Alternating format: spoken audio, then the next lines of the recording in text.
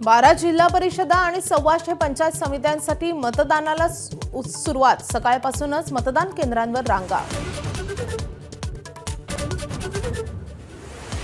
उपमुख्यमंत्री सुनेत्रा पवारांनी केलं मतदान। रोहित पवार, श्रीनिवास पवार, पार्थ पवार यांनी बजावला पहिल्या 2 तासातच मतदानाचा हक्क। कित्येक वर्षांनंतर बारामती तालुक्यात अजितदादांशिवाय होतंय मतदान। अजितदादा गेल्यापासून पवार कुटुंबात राजकीय चर्चा झाली नाही। रोहित पवारांची माहिती। 10 आणि 12 तारखेला मुंबईत खास पत्रकार परिषद घेऊन अपघात आणि विलिनीकरणाबद्दल बोलणार अशीही माहिती। जिल्हा परिषद आणि पंचायत समितीसाठी दिग्गजांनी बजावला मतदानाचा हक्क। हसन मुश्रीफ, जयंत पाटील, गोपीचंद पडळकर, तानाजी सावंतांनी केलं मतदान। मुंबईत भाजपच्या महापौर पदाच्या नावाची आज घोषणा। भाजपच्या नगरसेवकांची पालिका मुख्यालयात थोड्याच वेळात महत्त्वाची बैठक। शिवसेनेचा उपमहापौर पदाचा उमेदवारही ठरणार। बहुमत नसलं तरी ठाकरेंची सेनाही देणार उमेदवार। 11 तारखेला आहे महापौर पदाची निवडणूक। मालेगावमध्ये आज महापौर आणि उपमहापौरांची निवड। महापौर पदासाठी 5 अर्ज तर उपमहापौर पदासाठी 8 अर्ज दाखल। इस्लाम पार्टीचा महापौर तर समाजवादी पार्टीचा उपमहापौर होण्याची शक्यता।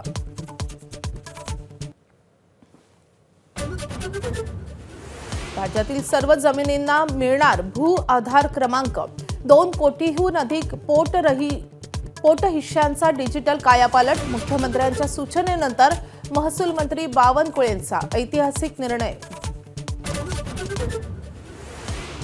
रशियाचं तेल घेतो म्हणून भारतावर लावलेला 25% टॅरिफचा दंडही अमेरिकेकडून रद्द। भारतीय मालावर आता अमेरिकेत 18%च कर।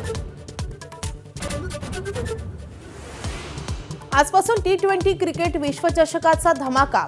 गतविजेत्या आणि यावेळच्या विश्वचषकाचा प्रबळ दावेदार भारताची आज अमेरिकेविरुद्ध सलामीची लढत। 19 तारखेपर्यंत रोज 3 सामन्यांची क्रिकेट प्रेमींना पर्वणी।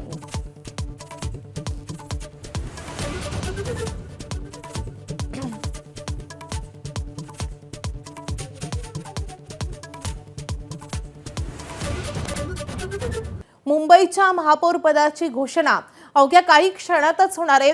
मुंबई भाजपचे सगळे नगरसेवक मनपातील पक्ष कार्यालयात आता एकवटले आहेत। मुंबई मनपा भाजप कार्यालयामध्ये पूजन करून नगरसेवकांचा प्रवेश झालेला आहे।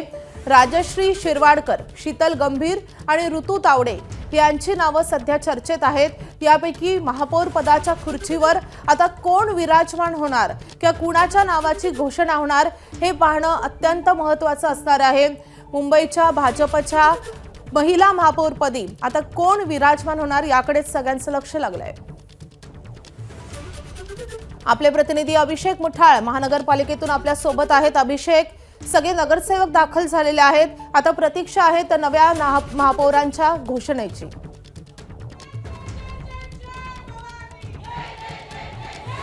नक्कीच थोड्याच वेळात आपल्याला ही बैठक सुरू होताना पाहायला मिळेल आणि आपण बघू शकतो आहे की जोरदार घोषणाबाजी ही आपल्याला सध्याला भाजपच्या नगरसेवकांकडून होताना दिसत आहे। एकूणच 40 वर्षांनंतर भाजपचा नगरसेवक तसं म्हणावं लागेल की जो आपल्याला मुंबई महापालिकेमध्ये विराजमान होताना पाहायला मिळतील।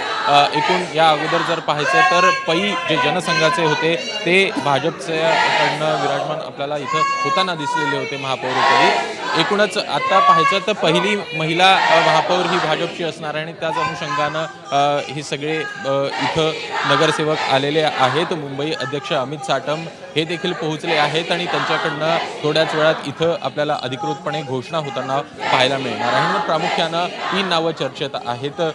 शीतल गंभीर असतील किंवा राजश्री शिरवाडकर असतील किंवा मग ऋतू तावडे असतील, अशी 3 नावं आहेत जी चर्चेत आहेत आणि त्यांच्या नावं या तिघांपैकी नावाची चर्चा होताना दिसू शकते। दुसरीकडे समोर जर का पाहायचं तर शिवसेनेकडनं अद्याप ठरलेलं नाही आहे की कोणाकडनं अर्ज हा दाखल होईल। एकूणच 12 वाजता मातोश्रीवर बैठक आहे आणि त्यानंतर शिवसेना ठाकरे गटाकडनं उमेदवार देण्यात येणार की नाही याबद्दल देखील स्पष्टता येताना दिसेल। मात्र भाजपचा महापौर महायुतीकडनं सांगितलं जात होतं की भाजप किंवा शिवसेना या दोघांपैकी एक जण जो आहे तो महापौर पदासाठी येईल, मात्र हे निश्चित होताना दिसतं आहे की भाजपचा हा महापौर असणार आहेत आणि त्याच अनुषंगानं थोड्याच वेळात नामनिर्देशन पत्र हे भाजपकडनं दाखल होताना दिसेल.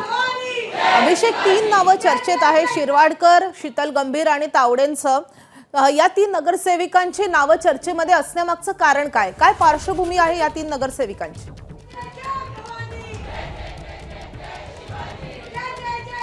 एकूणच याची पार्श्वभूमी प्रामुख्यानं पाहायची तर 2 नावं याच्यातली आपल्याला हे शहरातली दिसतात. शीतल गंभीर असेल किंवा मग दुसरीकडे राजश्री शिरवाडकर असतील. जर सभागृह नेता किंवा गटनेते पाहिजे तर ते गणेश खंडकर आपल्याला झाल्याचं दिसतं आहे, जे उपनगरातनं येतात. बोरिवलीमधनं ते नगरसेवक आहेत. त्या अनुषंगानं जर पाहायचं तर शहरामध्ये कुठंतरी नाव हे येऊ शकतं. सोबतच आक्रमक चेहरा ह्या तिघांकडेही बघितलं जातं. शीतल गंभीर आहेत, आपण त्यांच्याशी देखील इथे बातचीत करण्याचा प्रयत्न करूया. तुमचं नाव चर्चेत आहे महापौर पदासाठी, नेमक्या काय भावना आहे? सगळ्यांची नावं चर्चेत आहे आणि सगळ्यांना ऑल द बेस्ट आहे आणि पार्टीचा जो निर्णय असेल तो आम्हाला सगळ्यांना मान्य आहे. ठाकरेंच्या बालेकिल्ल्यामध्ये तुम्ही एकमेव या नगरसेवक आहेत भाजपच्या.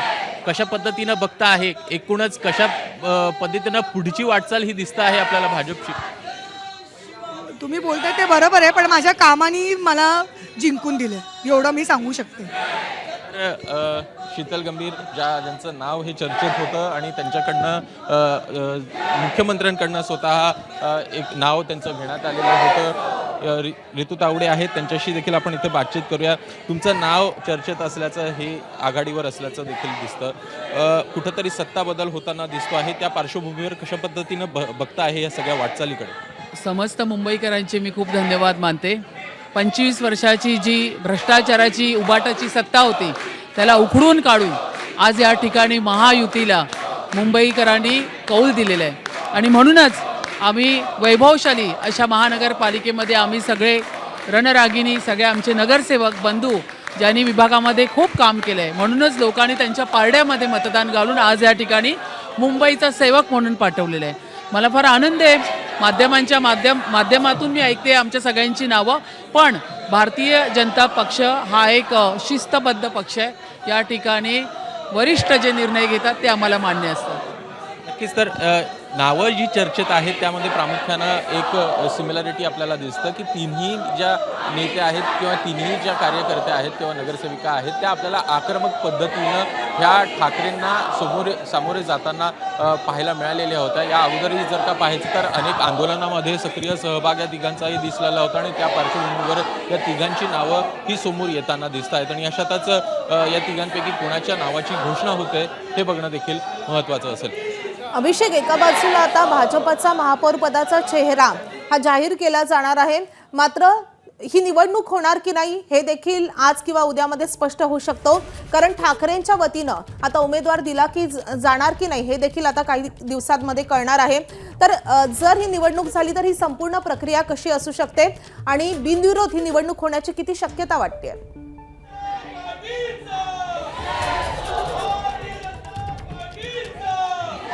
नक्कीच शिवसेना ठाकरे गटाकडनं सांगण्यात आलेलं होतं की आम्ही अर्ज दाखल करू आणि तशा पद्धतीनं कुठंतरी नावामध्ये सध्याला शासनता आहे की कुणाचं नाव हे पुढे येताना दिसेल. आज दुपारी 12 वाजता आपल्याला मातोश्रीवर या संदर्भात बैठक पार पडताना दिसणार आहे आणि त्यानंतरच या संदर्भातलं नाव हे समोर येताना एकूणच बघितलं जाईल. मात्र त्यापूर्वी जर का पाहायचं तर एकूणच यामध्ये नामनिर्देशन दाखल करताना भाजपकडनं एकच अर्ज हा आपल्याला दाखल होताना दिसेल.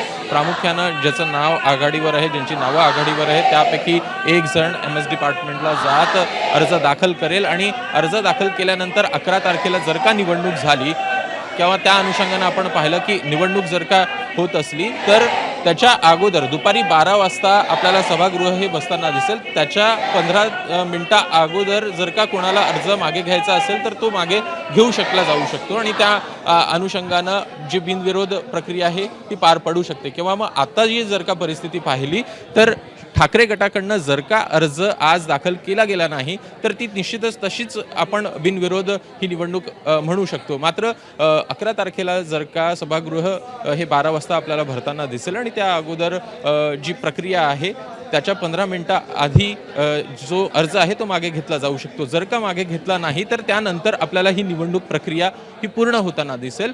सभागृह भरेल आणि सभागृहानंतर तिथं आपल्याला मतमोजणी ही पार पडताना दिसेल, जिथे नगरसेवक हे मतदान करतील आणि त्यानंतरच एकूणच महापौर कोण होणार हे निश्चित होताना दिसेल. अभिषेक, तुझ्या बाजूला तुझ्या मागे आपण सगळेच नगरसेवक पाहतोय भाजपचे. आता महापालिकेमध्ये महिला राज पाहायला मिळणार आहे, मात्र पुरुष नगरसेवकही आहेत तुझ्या आजूबाजूला. त्यांना तुला विचारता येईल का की आज महापौरांची निवड होते आहे, त्यासाठीचा चेहरा जाहीर केला जाणार आहे, त्यांच्या काय भावना आहेत आजच्या दिवशी?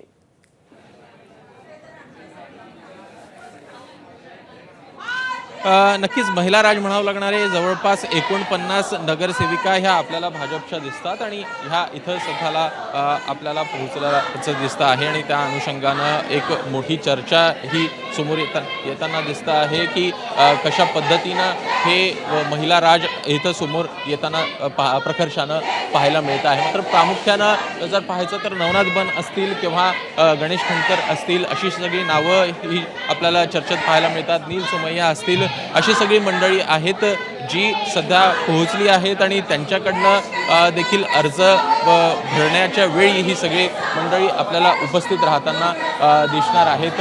एकूणच आपण काही जे नवीन सध्याला निवडून आलेले आहेत तशा काही नगरसेवकांसोबत आपण चर्चा करण्याचा इथं प्रयत्न करूया. एकूण नवीन जे नगरसेवक आहेत त्यामध्ये पाहायचं तर साहिल कुलकर्णी असतील, त्या देखील निवडून आलेल्या आहेत. नील सोमय्या आहेत जे नव्यानं इथं निवडून आल्याचं दिसतं आहे, दुसऱ्यांदा हे निवडून आले आहेत. मात्र यंग ब्रिगेडमधलं त्यांना देखील पाहिलं जातं. आपल्यासोबत नवनाथ बन आहेत, आपण त्यांच्याशी बातचीत करूया. सर, कशा पद्धतीनं बघता आहे, तुमची पहिली टर्म आहे, महिला राज दिसतो आणि त्या महिला राजमध्ये तुम्ही देखील एक नगरसेवक आहात, कशा पद्धतीनं दिसतं? मुंबई महापालिकेमध्ये भारतीय जनता पार्टी महायुतीचा झेंडा फडकलाय. आज बघा उत्साहाचं वातावरण आहे.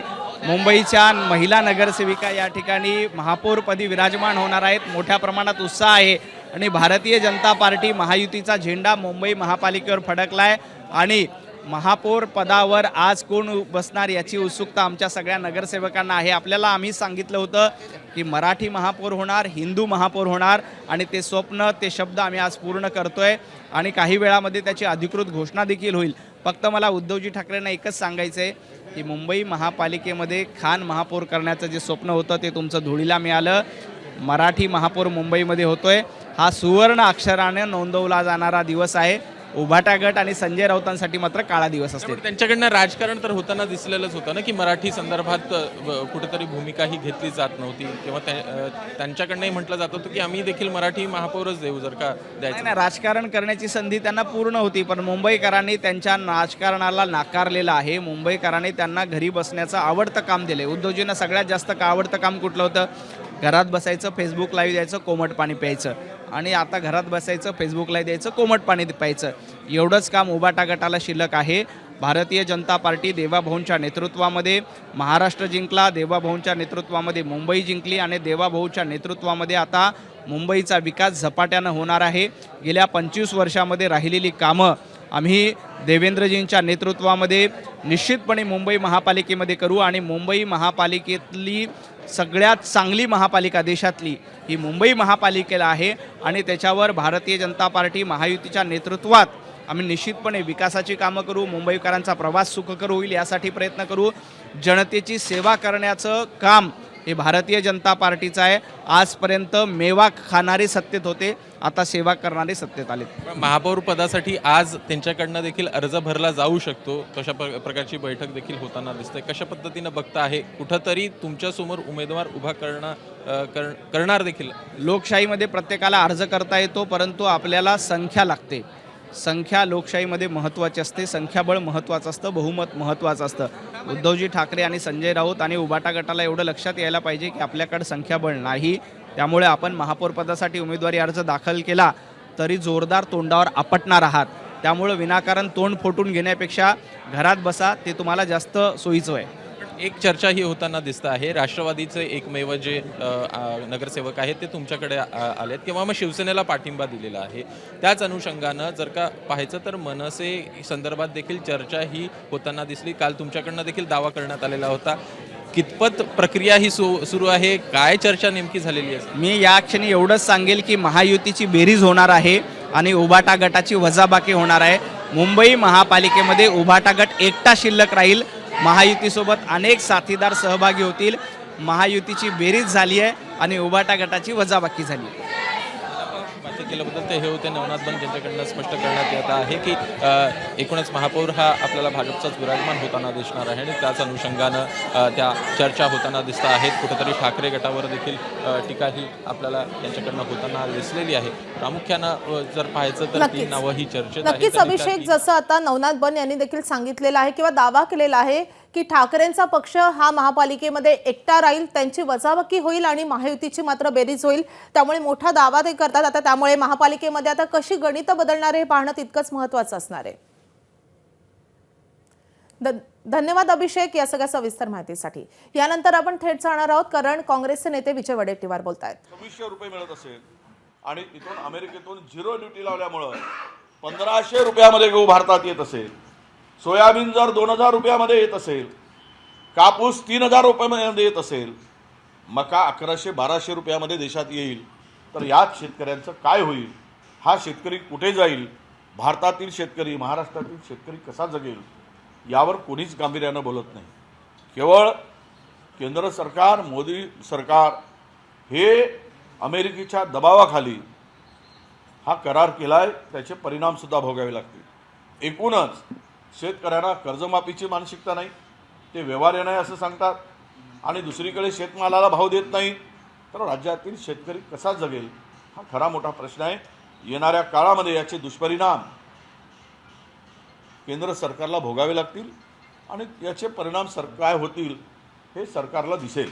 चंद्रपूर महानगरपालिकेत काल काँग्रेसचा एकत्र गट जो आहे तो या ठिकाणी नोंदणी झालेली आहे. पुढील रूपरेषा कशी असणार आहे? आता गटतट म्हणून एक गट रजिस्टर केलेला आहे. रूपरेषा काय? महापौर एकच अर्ज आम्ही ठेवलेला आहे, उपमहापौराचा आहे. एक अर्ज मागे घेतला जाईल आणि महापौर आणि उपमहापौर काँग्रेसचा करण्यासाठी आमचा संपूर्ण सगळ्यांचा प्रयत्न आहे, ते आम्ही करू. आणि एखादी वेळेस स्टँडिंग कमिटी आमच्या मित्रपक्षाला द्यायची आहे तर ती दिली जाईल. त्यामुळे ती आम्ही ओपन ठेवला आहे. तो स्टँडिंग कमिटीचं चेअरमन पद हे आम्ही काँग्रेसकडे कोणी आपल्या कुठल्याही याच्याकडे द्यायचं नाही, तर ते येणाऱ्या जो कोणी आम्हाला सहकार्य करणारा मित्रपक्ष आहे त्यांना ते पद द्यायचं, त्यासाठी आम्ही फ्री ठेवलेलं आहे. जो अर्ज मागे घेणार तो कोण घेणार आहे? महापौरपदाचा जो अर्ज आहे नाही, ते ठरलं आहे ना तिकडे. आता ते 4 महिलामध्ये प्रतिभा धानोरकर ते ठरवतील कोण महापौर असावा आणि उपमहापौर पदासाठी ते वसंता देशमुख यांचा अर्ज स्टँड राहील. भाऊ, तुमच्या दोन्ही गटांमध्ये लिखित स्वरूपाचा करार झालेला का या सगळ्या फॉर्म्युलाच्या बाबतीत? हे बघा, आता लिखित म्हणून याला कुठून माहिती मिळवली मला माहीत नाही, पण ते प्रसार माध्यमाकडे जर ज्यावेळेस येईल तर त्यावेळेस तुम्हाला छापासाठी देऊ. भाऊ, आज राज्यभरामध्ये जिल्हा परिषदांच्या निवडणुका होत आहेत, तुम्ही सरकारवर टीका करताय, काय वाटतं या निवडणुकीमध्ये जनता? नाही, जिल्हा परिषदेतील ग्रामीण भागातील माझ्या सर्व शेतकऱ्यांना विनंती करतो आहे, अशा नतभ्रष्ट नालायक शेतकरी विरोधी कामगार विरोधी सरकारला अजिबात मत देऊ नका. हे तुमचं आयुष्य उद्ध्वस्त करायला निघालं आहे. ते केंद्रातील मोदी सरकार असू दे की राज्यातील फडणवीस सरकार असू दे, शेतकऱ्यांसंदर्भात यांना काही देणं घेणं नाही. यावेळेस सोयाबीनचे दर पडलेत, पुन्हा यापेक्षा अधिक वाईट परिस्थिती होणार. वळूयात पुढच्या महत्त्वाच्या अपडेटकडे. मालेगावमध्ये महापालिकेचा महापौर आणि उपमहापौराची थोड्याच वेळात निवड होणार आहे. महापौर पदासाठी 5 अर्ज आलेले आहेत, तर उपमहापौर पदासाठी 8 अर्ज दाखल झालेत. इस्लाम पार्टीनं सत्ता स्थापनेचा दावा केलेला आहे. इस्लाम पार्टीचा महापौर होईल तर समाजवादी पार्टीचा उपमहापौर होणार का हे पाहणं महत्त्वाचं असणार आहे. तर महापौर निवडणुकीमध्ये एमआयएम मात्र तटस्थ राहणार आहे. या निवडणुकीमध्ये शिवसेना काय भूमिका घेते याकडेही लक्ष राहील. महापौर उपमहापौर निवडीसाठी महापालिका प्रशासन सज्ज झालंय.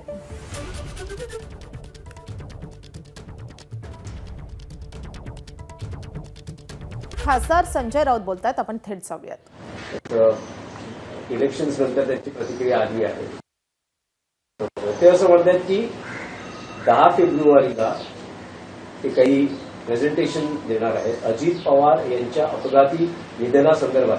काही शंका संशय जे काय आहे बघा, ते प्रेझेंटेशन करणार हा आहेत आणि प्रश्न- 12 तारखेला ते आणखी एक पत्रकार परिषद घेत आहेत ज्यात अजित पवारांची विलिनीकरणामागची नेमकी भूमिका काय होती हेही ते सविस्तर सांगणार आहेत. मग ऐका ना, रोहित पवार हे आमदार आहेत राष्ट्रवादी काँग्रेस पक्षाचे, ते शरद पवारांच्या पक्षाचे. रोहित पवार हे अजित पवारांचे पुतणे आहेत, पवार कुटुंबाचे घटक आहेत. त्याच्यामुळे विलिनीकरण, अजित पवारांचा अपघात याविषयी त्यांच्या कुटुंबातल्या व्यक्तीनं बोलणं हे अधिक विश्वासार्ह असेल. म्हणून ते जे काय बोलतात ते तुम्ही ऐका, मीही ऐकेन. नाही पण राष्ट्रवादी काँग्रेस शरद पवार पक्षाचे खासदार बजरंग सोनवणे यांनी अजित पवारांच्या मृत्यूविषयी आणखी दाट संशय उपस्थित केला आहे. त्यांचं असं म्हणणं आहे की त्यांचा संशय असा आहे की अजितदादांच्या विमानात काही कोणी बॉम्ब ठेवला होता का, कारण जेव्हा ते विमान आकाशात होतं आणि लँडिंगच्या वेळेस स्फोट झाला आणि क्रॅश झाल्यानंतरही अनेक स्फोट होत होते. मला शंका येते, राष्ट्रवादी काँग्रेसचे आमदार आणि अजित पवारांच्या निकटवर्ती अमोल मिटकरी यांनी शंका व्यक्त केल्या. एबीपी माझा, उघडा डोळे बघा नीट.